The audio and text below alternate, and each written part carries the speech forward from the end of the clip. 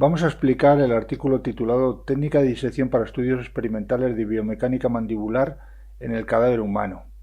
Este artículo fue realizado en relación con la Facultad de Medicina de Murcia, donde proporcionaron el material de estudio. Hoy vamos a pasar a las imágenes del artículo. Y bueno, pasamos directamente a la introducción. Las técnicas de disección empleadas para el estudio macroscópico de la articulación temporomandibular, ATM, en cadáveres humanos han sido ampliamente descritas.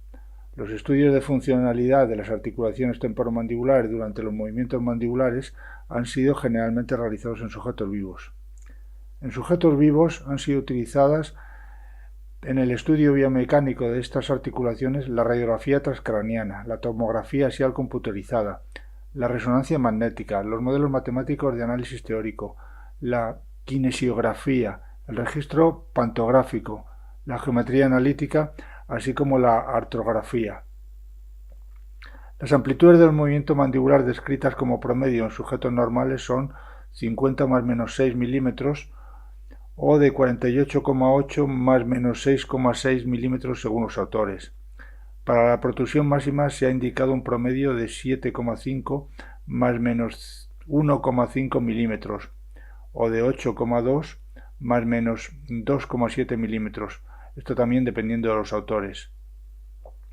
El movimiento de lateralidad máxima se ha descrito con un promedio de 9,6 más menos 1,8 milímetros en el lado derecho y 9,4 más menos 1,8 milímetros en el lado izquierdo.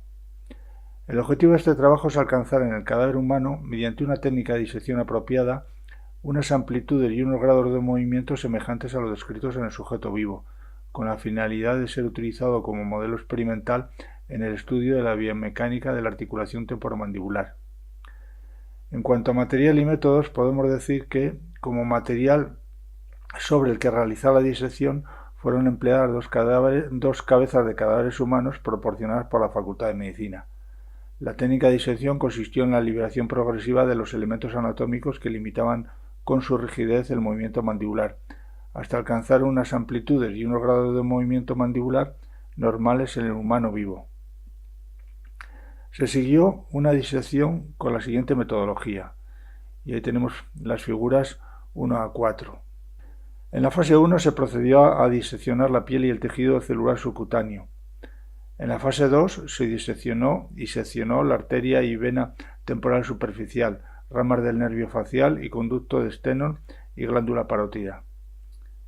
En la fase 3 se hizo disección, desinserción y liberación de los músculos cutáneo del cuello hacia posterior, orbicular de los párpados hacia anterior, cigomático mayor de su inserción superior, cigomático menor de su inserción superior, esternocleidomastoideo de su inserción superior, triangular de los labios de su inserción inferior, bucinador donde contacta con el músculo orbicular de los labios y el orbicular de los labios con sección a nivel de las comisuras.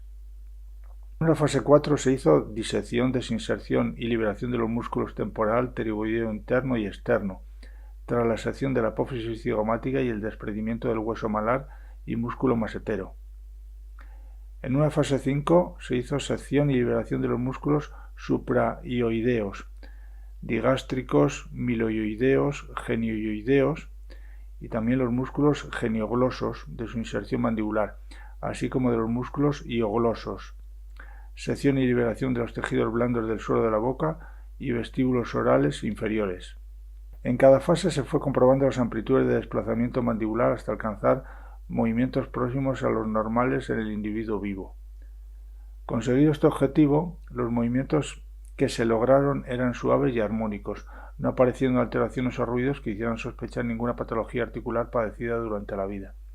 Posteriormente, la disección y visualización de todas las estructuras y superficies articulares mostró la total normalidad morfológica.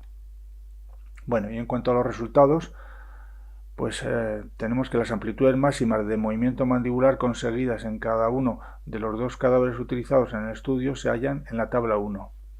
Así que apertura máxima 45 y 45 milímetros, protrusión máxima 10 y también 8 milímetros, lateralidad derecha máxima 10 milímetros y 13 milímetros y lateralidad izquierda máxima 13 y también 10 milímetros, dependiendo del cadáver estudio.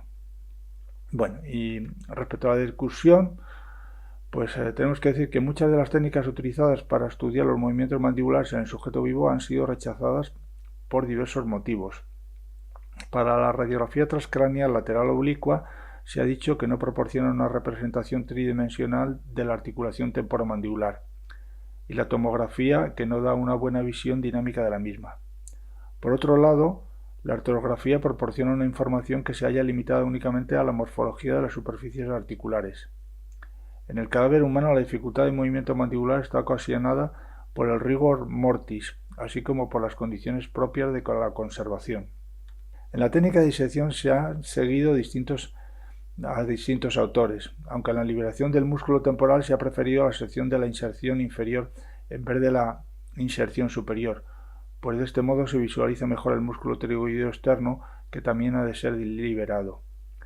Para alcanzar las amplitudes y los grados de movimiento mandibular descritas como normales en el sujeto vivo se ha seguido una técnica de disección propia, que no se haya descrita en ningún lugar.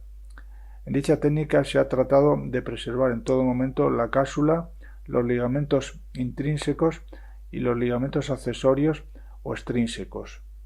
Las amplitudes de los movimientos mandibulares conseguidos por esta técnica de disección están dentro de los valores descritos como normales en el sujeto vivo.